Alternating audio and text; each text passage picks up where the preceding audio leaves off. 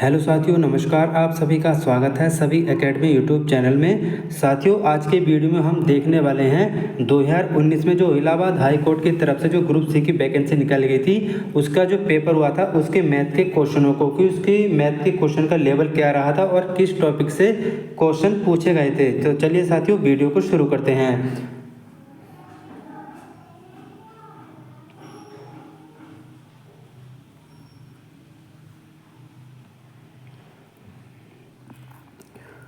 तो साथियों, ये रहा वीडियो का पहला क्वेश्चन पूछा गया था प्रत्येक प्रविष्ट 0 या 1 के क्रमशः।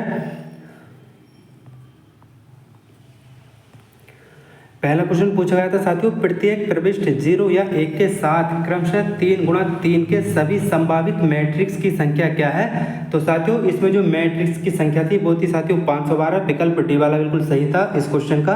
अगला क्वेश्चन देखते हैं। अगला क्वेश्चन पूछा गया था, एक 6 मीटर ऊंचा लंबा 2√3 मीटर लंबी परछाई मैदान पर डालता है। सूर्य का उन्नयन कोण ज्ञात कीजिए। तो साथियों, इसका जो उन्नयन कोण था वह था साथियों 60 डिग्री। ऑप्शन बी इस क्वेश्चन का बिल्कुल सही बताया गया था आयोग की तरफ से। अगला क्वेश्चन पूछा गया था साथियों, मूल के लिए निम्नलिखित समीकरण हल कीजिए। x² - 7x + 12 = 0।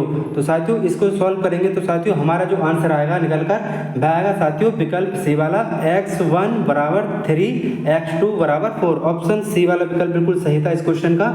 आगे बढ़ते हैं। अब अगला क्वेश्चन पूछा गया था, सबसे छोटी अभाज्य संख्या और सबसे छोटी भाज्य संख्या का HCF क्या होगा।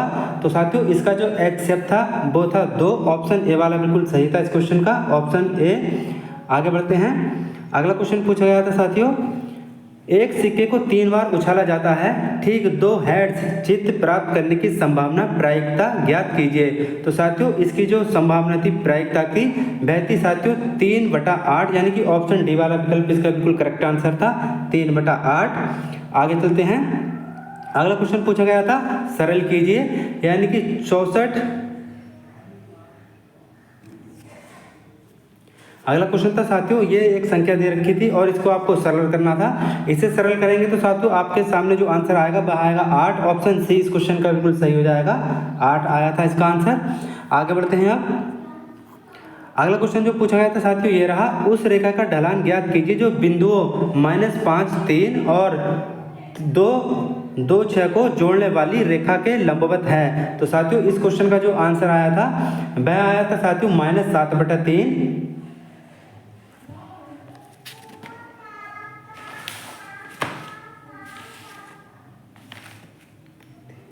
ऑप्शन डी बिल्कुल सही था इस क्वेश्चन का। आगे बढ़ते हैं। अब अगला क्वेश्चन पूछा गया था, समांतर श्रेणी में 3 संख्याओं का योगफल 45 है और इनमें से सबसे छोटी और सबसे बड़ी संख्याओं का वर्गों का योगफल 468 है। इन संख्याओं में से सबसे बड़ी संख्या ज्ञात कीजिए। तो साथियों, इन संख्याओं में जो सबसे बड़ी संख्या आई थी निकलकर वह आई थी साथियों 18। ऑप्शन सी इस क्वेश्चन का बिल्कुल करेक्ट आंसर था। आगे बढ़ते हैं अगले क्वेश्चन की तरफ।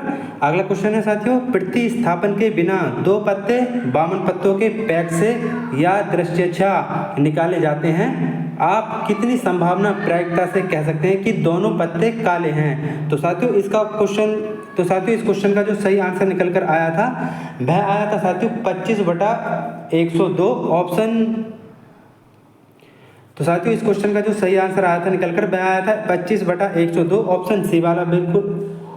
तो साथियों, इस क्वेश्चन का जो सही आंसर आया था निकलकर वह आया था 25/102। ऑप्शन सी वाला विकल्प एकदम करेक्ट आंसर था इसका।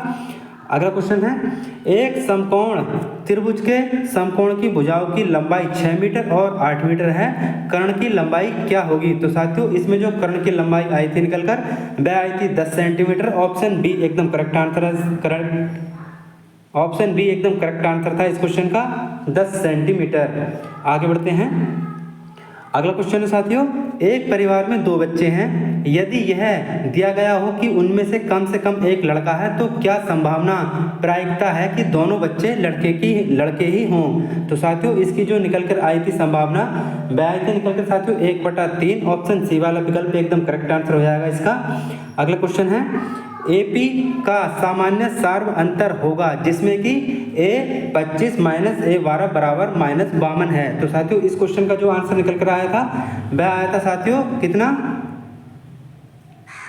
वह आया था साथियों -4, यानी कि ऑप्शन बी बिल्कुल करेक्ट आंसर था इसका, ऑप्शन बी। अगला क्वेश्चन दिया गया है AP में 3 संख्याएं हैं, यदि इन संख्याओं का योगफल 27 और गुणनफल 648 है तो संख्याएं ज्ञात कीजिए। तो साथियों इसमें जो संख्याएं निकल कर आई थी वह आई थी 6, 9 और 12। ऑप्शन ए वाला विकल्प एकदम करेक्ट आंसर था इस क्वेश्चन का, ऑप्शन ए वाला विकल्प एकदम करेक्ट आंसर था इसका। आगे बढ़ते हैं आप।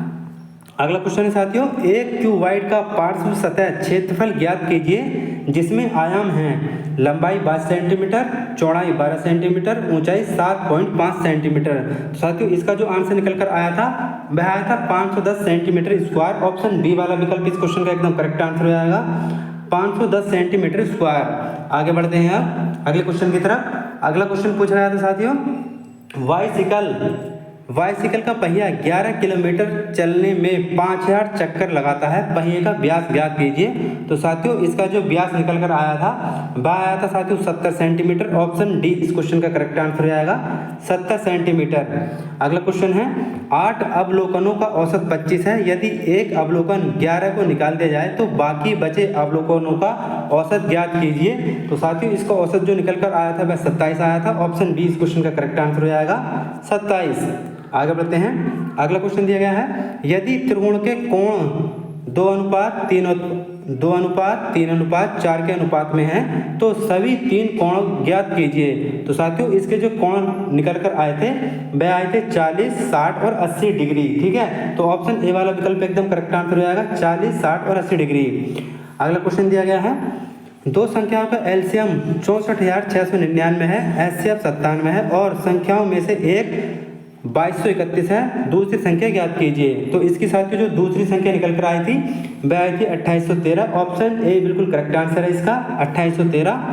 अगला क्वेश्चन दिया गया है, दो संकेंद्री वृत्तों का क्षेत्रफल 962.5 सेंटीमीटर स्क्वायर है और 1386 सेंटीमीटर स्क्वायर है, इनके द्वारा बने बल रिंग की चौड़ाई ज्ञात कीजिए। तो साथियों इसकी जो चौड़ाई निकल कर आएगी वह आएगी साथियों 3.5 सेंटीमीटर। ऑप्शन डी बिल्कुल करेक्ट आंसर है इस क्वेश्चन का, 3.5 सेंटीमीटर। आगे बढ़ते हैं।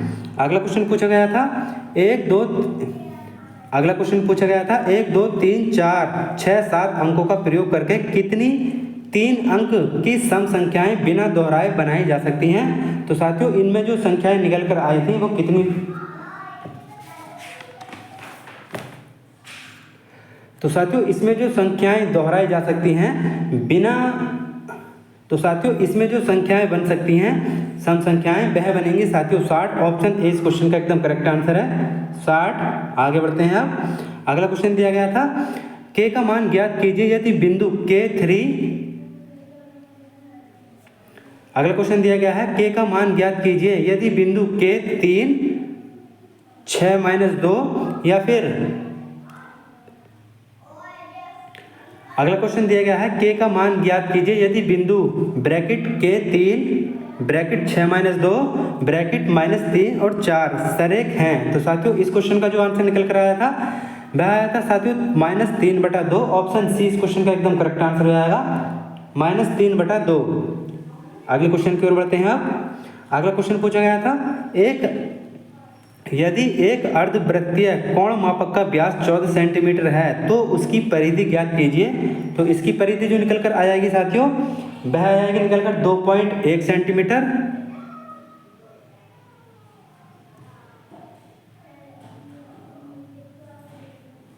वो आ जाएगी साथियों 36 सेंटीमीटर। ऑप्शन ए इस क्वेश्चन का एकदम करेक्ट आंसर हो जाएगा, 36 सेंटीमीटर।